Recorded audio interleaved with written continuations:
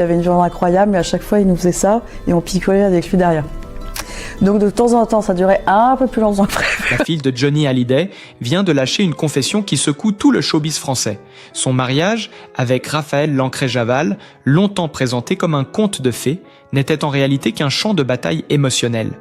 La révélation tombe comme un coup de tonnerre et les réseaux sociaux s'embrasent. Laura, la princesse rebelle du clan Hallyday, a décidé de dire toute la vérité.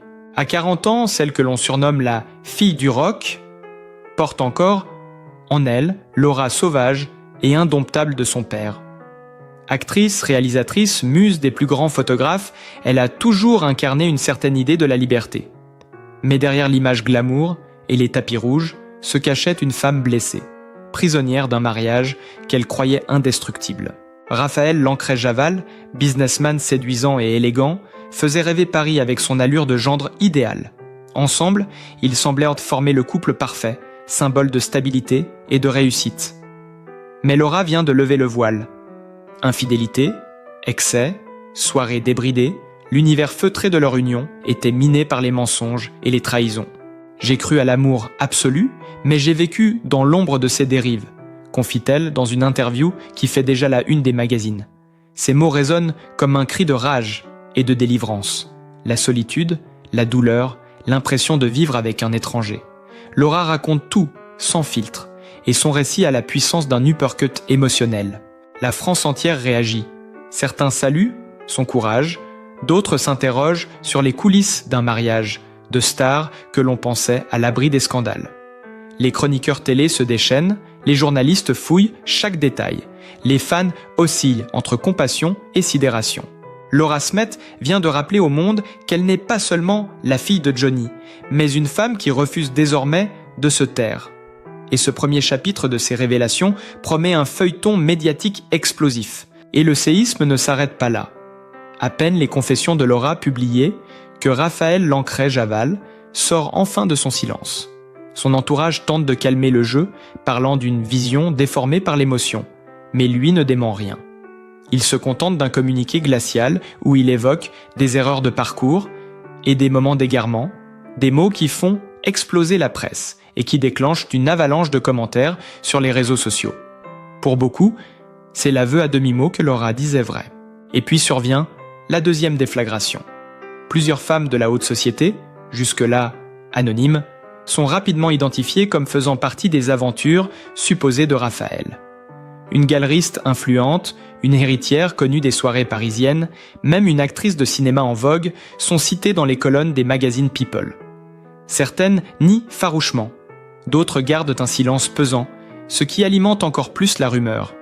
Les talk-shows s'en donnent à cœur joie, analysant chaque photo, chaque soirée mondaine passée en revue, comme si c'était une série policière. Laura, de son côté, refuse de se laisser intimider.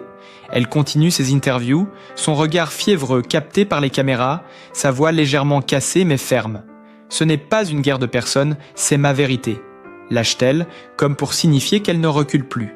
Ses fans la transforment en symbole de résistance féminine, tandis que d'autres l'accusent d'exposer trop crûment sa vie privée. La fracture de l'opinion ne fait qu'alimenter la tempête médiatique. Dans les cercles huppés de Paris, c'est la panique. Chaque couple se regarde de travers. Chaque homme d'affaires redoute d'être le prochain cité.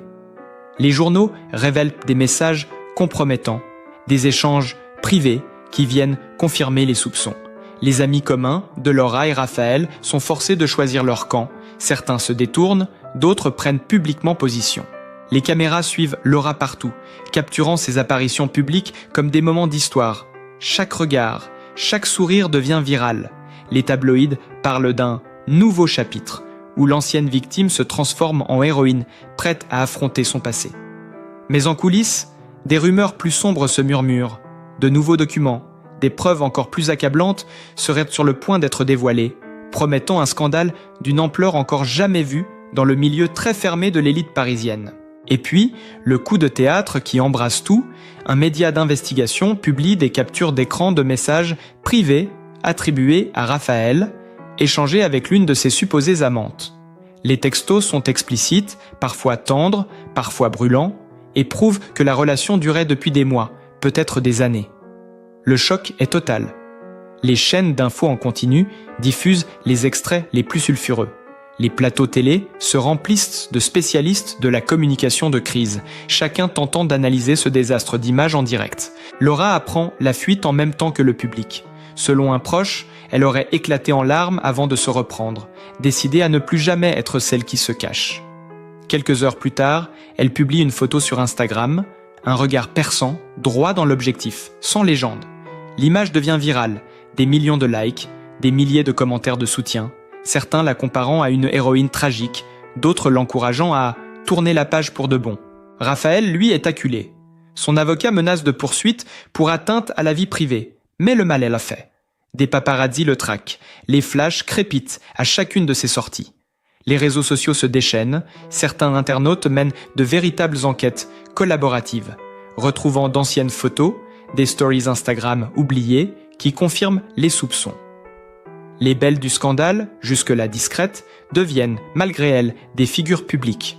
On les photographie en pleine rue, on les interviewe à la sortie des restaurants, certaines fuient Paris pour échapper au cirque médiatique. Les amis de Laura se relaient pour la protéger, certains dénonçant publiquement l'hypocrisie de Raphaël, d'autres révélant de nouveaux détails sur ses frasques passées. L'affaire prend des airs de guerre ouverte, où chaque camp balance ses vérités comme des grenades médiatiques. Les journaux parlent de l'implosion d'un mariage de légende, tandis que les magazines féminins font de Laura la nouvelle figure du courage. Dans ce chaos, Laura semble étrangement plus forte. Ses interviews deviennent plus incisives, ses déclarations plus tranchantes. « Je n'ai plus peur de ce qu'on découvrira », dit-elle, avant de laisser planer le mystère. « Vous n'avez pas encore tout vu ?»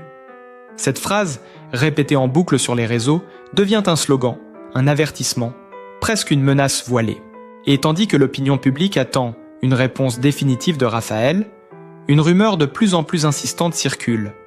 Un enregistrement audio, considéré comme la preuve ultime, serait sur le point d'être rendu public. Et soudain, la rumeur devient réalité. Un célèbre site d'information publie un enregistrement audio présenté comme la preuve irréfutable des dérapages de Raphaël. Dans le fichier, on entend une voix masculine, identifiée par des experts comme étant celle de Raphaël, parler crûment de soirées privées, de rencontres clandestines et même se vanter de tromper sa femme. La bande sonore dure à peine 3 minutes, mais c'est un véritable séisme. Paris tremble, les chaînes d'infos interrompent leur programme pour diffuser les extraits les plus choquants. Les réactions sont instantanées. Des célébrités prennent la parole sur Instagram pour soutenir Laura.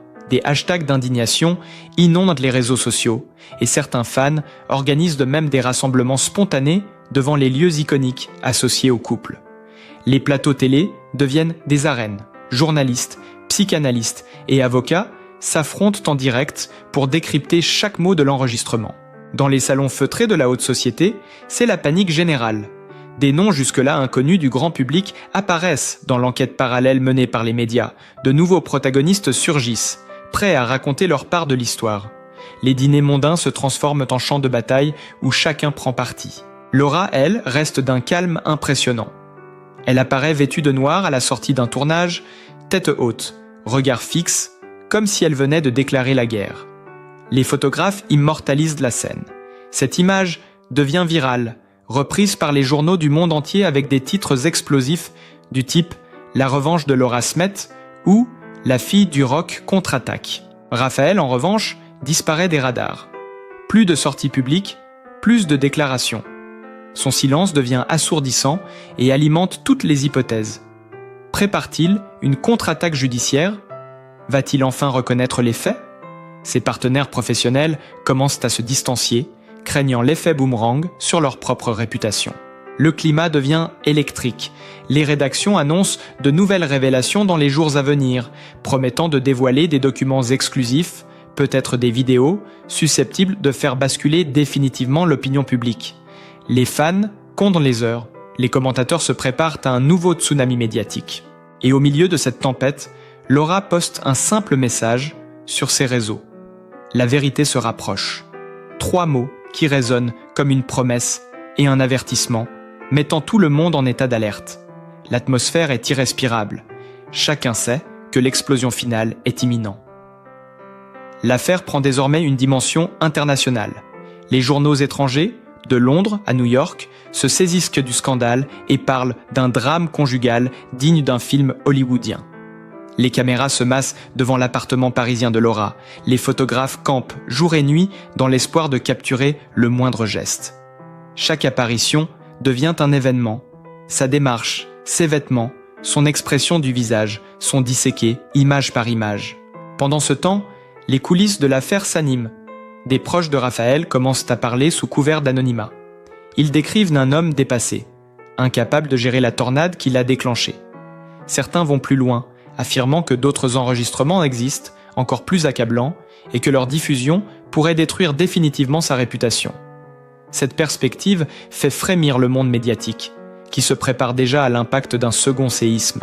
Les avocats des deux camps multiplient les déclarations contradictoires. Ceux de Laura affirment qu'elle ne recule devant rien pour protéger sa vérité, tandis que ceux de Raphaël parlent d'atteinte à sa vie privée et laissent entendre qu'une contre-attaque judiciaire est imminente. Les débats juridiques deviennent le nouveau feuilleton des chaînes d'infos. Chaque détail de procédure est commenté en direct, transformant cette affaire intime en un procès médiatique, sans précédent. Dans les soirées parisiennes, on ne parle plus que de ça. Les conversations sont fiévreuses, les spéculations vont bon train. Qui a fait fuiter l'enregistrement? Qui détient les autres preuves évoquées? Et surtout, quelle sera la prochaine étape de Laura? Certains imaginent qu'elle pourrait sortir un livre-choc, d'autres parient sur un documentaire explosif qui dévoilerait les coulisses de son mariage. Les fans, eux, s'organisent. Des pages entières sur les réseaux sociaux sont consacrées à soutenir Laura, à analyser chaque indice qu'elle laisse échapper. Des hashtags de soutien deviennent viraux, des créateurs de contenu reprennent l'affaire dans leurs vidéos, ajoutant encore à la visibilité de cette saga. Et au moment où l'on croit que la tempête pourrait s'apaiser, un nouveau rebondissement secoue tout. Une célèbre présentatrice de télévision annonce avoir en sa possession une interview exclusive de l'une des femmes citées dans l'affaire qui promet de tout dire sans tabou. Les chaînes concurrentes bousculent leur programmation pour couvrir l'événement en direct. La tension est à son comble, les regards tournés vers l'écran. La vérité pourrait éclater dans les prochaines heures et changer définitivement l'image de ce couple, autrefois envié par tout Paris. Le soir venu, toute la France est rivée devant son écran. Le plateau télé est plongé dans une tension presque palpable, les lumières tamisées, accentuant le côté dramatique de l'événement. La présentatrice vedette entre en scène, son regard grave suffit à annoncer que quelque chose d'historique va se produire. Puis, la fameuse invitée fait son apparition. Silhouette élégante, visage fermé, elle s'installe face aux caméras dans un silence glaçant. Les premières minutes sont prudentes, mais très vite, les mots tombent comme des couperets. Elle décrit avec précision ses rencontres avec Raphaël, évoque les messages qu'ils s'échangeaient, les soirées secrètes organisées loin de Paris, les promesses qu'il lui aurait faites. Chaque phrase déclenche un murmure dans le public du plateau. Chaque détail devient une bombe médiatique. Les réseaux sociaux explosent en temps réel. Les hashtags atteignent des millions de vues. Les extraits circulent sur X et Instagram à une vitesse fulgurante. Puis vient le moment le plus explosif. Elle révèle qu'elle n'était pas la seule. Selon elle, il existait tout un réseau de liaisons parallèles. Certaines avec des personnalités connues, d'autres avec des femmes restées dans l'ombre, toutes réunies par le même fil conducteur. L'homme qui partageait officiellement la vie de Laura Smet. Le studio retient son souffle. Les journalistes présents sur le plateau échangent des regards stupéfaits. Certains prennent des notes frénétiquement. Dans les minutes qui suivent, les rédactions de tous les grands médias déclenchent de l'alerte « Breaking News ». Les chaînes concurrentes interrompent de leur programme pour rediffuser les images. Les débats s'enflamment. S'agit-il d'un témoignage sincère ou d'un coup monté pour enfoncer Raphaël? Les avocats de ce dernier réagissent immédiatement, dénonçant un procès public indigne, mais l'opinion semble déjà pencher du côté de Laura. Et comme si ce n'était pas assez, la présentatrice annonce qu'une seconde invitée, une autre femme liée à l'affaire, acceptera de témoigner la semaine suivante, promettant des révélations encore plus compromettantes. Le public exulte. Les caméras captent chaque expression de l'invité qui, visiblement soulagé, se lève et quitte le plateau sous un tonnerre d'applaudissements. Dehors, des journalistes attendent pour recueillir les premières réactions. Laura, silencieuse jusqu'à présent, poste une simple story. Une photo en noir et blanc de ses mains serrées avec la légende « Je tiens bon ». L'image devient virale, interprétée comme un signe de résistance, presque un cri de guerre. Paris vit désormais au rythme de ce scandale. Les cafés bruissent de conversations, les taxis en parlent, les chaînes d'infos font des éditions spéciales jour et nuit. Tout le monde sait qu'une nouvelle bombe est sur le point d'éclater, et que rien ne sera plus jamais comme avant. Une semaine plus tard, l'attente est insoutenable. Les chaînes de télévision annoncent des audiences records, les plateaux sont saturés de journalistes et de commentateurs prêts à décortiquer chaque seconde. Lorsque l'émission commence, l'atmosphère est électrique. La deuxième invitée entre en scène, son visage à moitié dissimulé par une voilette sombre. Elle n'est pas seulement venue parler, elle est venue montrer. Sous les yeux du public médusé, elle sort un dossier épais de son sac.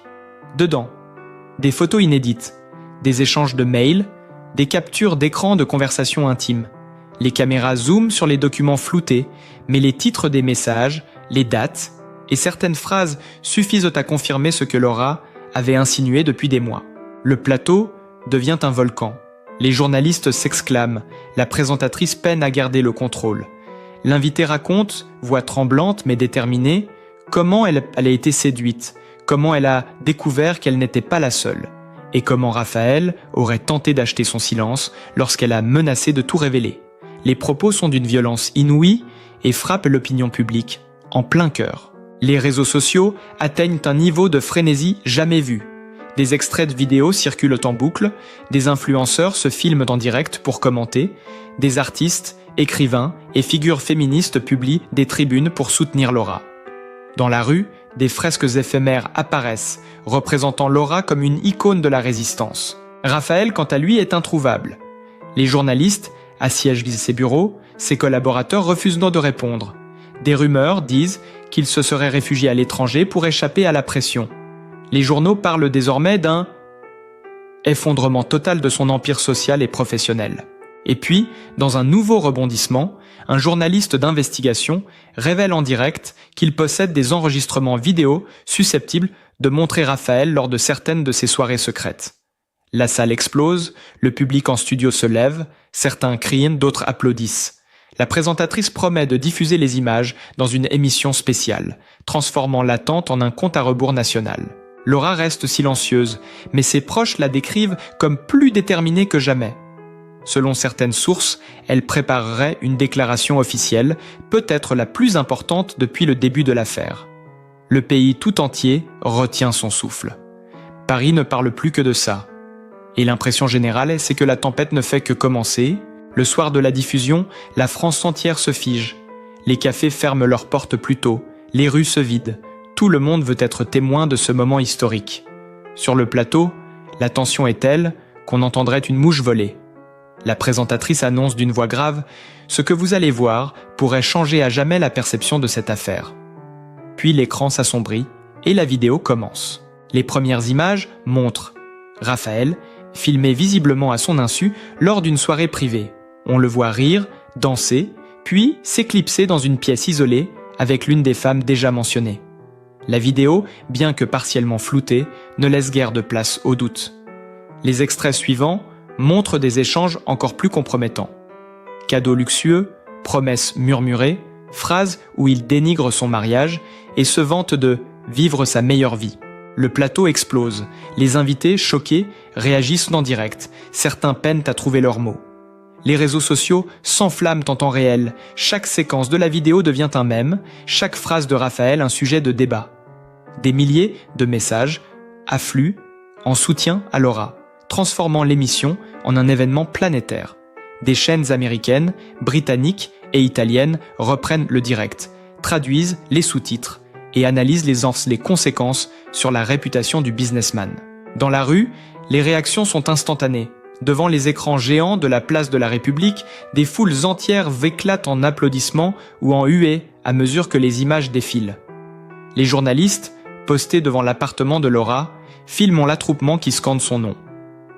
Quelques minutes après la fin de la diffusion, le téléphone de la présentatrice sonne en direct. Il s'agit, dit-elle, d'une déclaration urgente de l'avocat de Laura.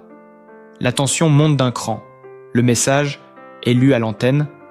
Ma cliente s'exprimera publiquement demain pour répondre définitivement à tout ce qui a été révélé ce soir. La phrase résonne comme le gong d'un combat final. Dans les minutes qui suivent, les chaînes concurrentes bousculent leur programme pour lancer des éditions spéciales. Les experts de tous horizons se succèdent, chacun donnant son interprétation.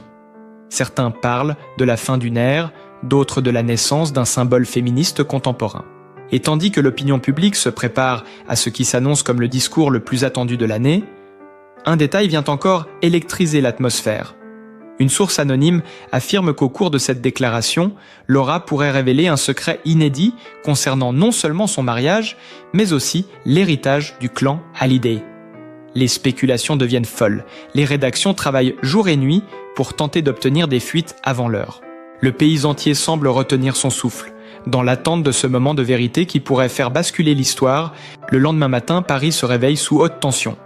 Dès l'aube, des centaines de journalistes se rassemblent devant le lieu choisi pour la prise de parole. Une salle de conférence prestigieuse, entourée d'un dispositif de sécurité impressionnant. Les caméras sont déjà en place, les micros alignés comme pour un sommet politique. Les fans de Laura campent sur les trottoirs, brandissant des pancartes de soutien, certains venus de province juste pour être là. À midi pile, un silence religieux s'abat. Les portes s'ouvrent. Laura apparaît, vêtue d'un tailleur sombre, le visage grave mais lumineux. Les flashs crépitent frénétiquement, transformant son entrée en véritable scène de cinéma. Elle s'avance lentement vers le pupitre, chaque pas résonnant comme un coup de tonnerre. L'air semble vibrer. Avant même qu'elle ne parle, les réseaux sociaux explosent. Des millions de spectateurs suivent le direct. Les hashtags atteignent des sommets historiques. Dans les cafés, les écrans diffusent en continu. Les conversations s'arrêtent. C'est comme si la France entière retenait son souffle. Laura pose ses mains sur le micro, prend une profonde inspiration. Son regard balaye la salle, captant l'attention de chaque journaliste présent. Puis, d'une voix ferme, elle commence. « Aujourd'hui, je suis prête à dire ce que je n'ai jamais osé dire. » Les premières phrases boulinins sont calmes, presque posées, mais on sent la tempête qui gronde derrière chacune d'elles. Elle parle de la douleur, de la solitude, de la trahison. Elle remercie ceux qui l'ont soutenue, dénonce les manipulations qu'elle a subies, évoque le poids du silence qui l'a étouffée pendant des années. Puis, elle s'interrompt.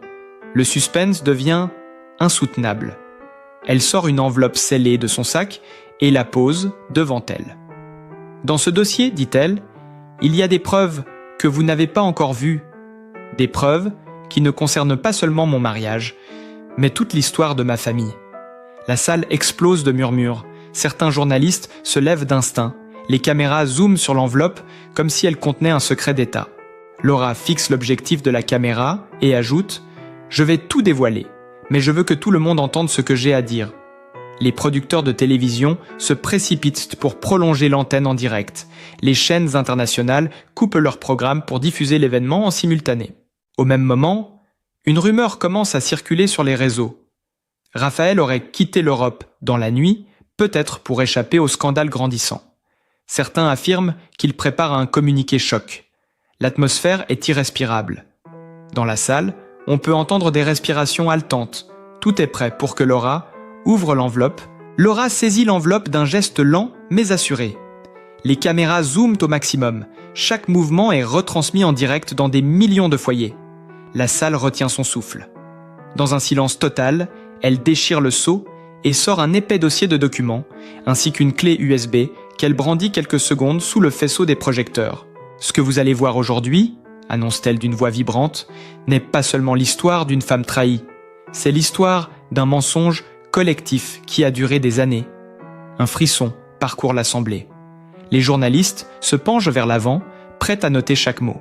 Sur un écran géant derrière elle, les premières images défilent. Des relevés bancaires, des échanges de mails, des photos inédites. Chacun semble prouver que Raphaël aurait non seulement mené une double vie, mais aussi utilisé des fonds d'entreprise pour financer ses escapades et couvrir ses liaisons. Des dates, des montants, des signatures, les preuves sont accablantes. Le public du direct explose en réaction. Les réseaux sociaux implosent littéralement, créant un raz-de-marée de messages. Puis vient le moment le plus inattendu. Laura révèle que certains de ces documents concernent directement le clan Hallyday. Pendant des années, j'ai porté seul le poids de secrets qui ne sont pas les miens, dit-elle, la voix soudain plus émue. Aujourd'hui, je les rends au monde. Les documents projetés montrent des échanges internes entre membres de la famille où l'on évoque des pressions exercées sur Laura pour qu'elle garde le silence afin de protéger l'image publique du clan. Les journalistes n'en croient pas leurs yeux. La salle se transforme en véritable champ de bataille médiatique. Les photographes hurlent, les flashs crépitent. Certains reporters tentent même de s'approcher de l'estrade. Les modérateurs peinent à maintenir l'ordre. À l'extérieur, la foule réagit instantanément. Des cris d'indignation retentissent, d'autres applaudissent Laura comme une héroïne. Des commentateurs politiques s'invitent dans le débat, expliquant que ce scandale dépasse désormais le simple cadre d'un divorce. Il touche à l'héritage culturel d'une des familles les plus mythiques de France. Laura lève la clé USB une dernière fois et déclare « Tout ce que vous voyez ici sera rendu public ce soir ». La salle explose. Les caméras suivent chaque seconde. Les chaînes internationales annoncent déjà des éditions spéciales pour décrypter ces révélations. Les journalistes étrangers débarquent à Paris en urgence. Et alors qu'elle s'apprête à conclure son discours, un téléphone sonne dans la salle, celui d'un journaliste en première rangée. Il pâlit en lisant l'écran et se lève. Raphaël vient de publier une vidéo depuis l'étranger. Il parle en direct. La salle entière se fige. Les producteurs basculent immédiatement sur le flux vidéo. L'image de Raphaël apparaît sur les écrans géants, son visage fermé, ses yeux cernés. Sa voix résonne, grave. « J'ai entendu ce que Laura vient de dire. Maintenant, c'est à moi de parler. » Sur l'écran, Raphaël lâche une bombe. « Si Laura veut tout dire, alors moi aussi. Ce que je vais révéler va changer tout ce que vous croyez savoir sur notre famille. » Puis, la vidéo s'interrompt brusquement, laissant la salle dans un silence glacial. Les journalistes se ruent sur leur téléphone, les spectateurs hurlent, les réseaux sociaux explosent. Laura, figée, ne dit plus un mot, ses yeux brillent d'une lueur déterminée. Le scandale vient de franchir un point de non-retour. Si vous voulez savoir la suite de cette histoire brûlante et découvrir les secrets que Raphaël s'apprête à dévoiler, abonnez-vous Ngai maintenant. Dramakon Shuaket Tukju.